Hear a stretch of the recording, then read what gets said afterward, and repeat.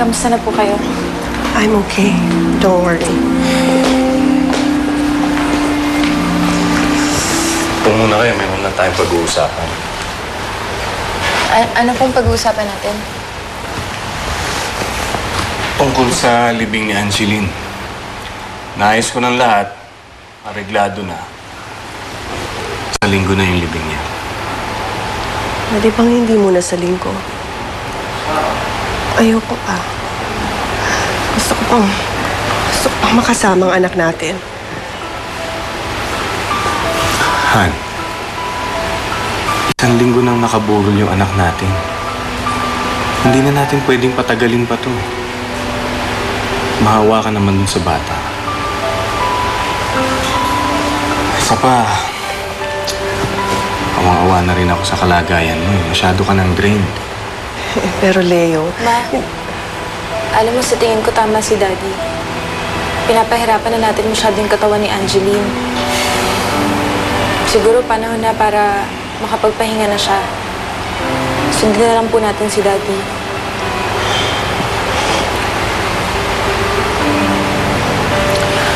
Mag-alala.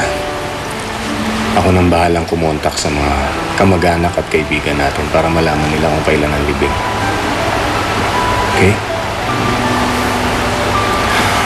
Sige. Mahiwa ko muna kayo.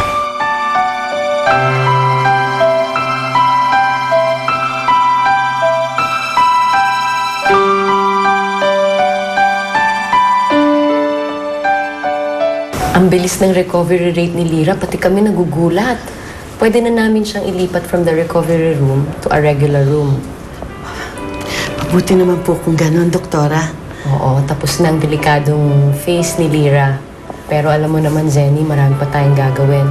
She will be under maintenance meds for the rest of her life para hindi i-reject ng katawan niya ang puso. Naiintindihan ko po, Doktora. Ang halaga lang po sa akin ngayon, okay na po ang anak ko. Mukha namang sa lagay ng mga bagay-bagay, tuloy-tuloy na yung recovery ni Lyra. Ang swerte niyo, nakahanap kayo ng perfect match na puso para sa kanya. Yun nga po sana ang itatanong ko sa inyo, Doktora. Kaya ako nagpunta sa inyo.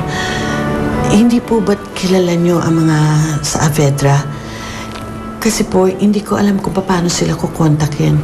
Kasi hindi pa ako nakakapagpasalamat simula ng operasyon.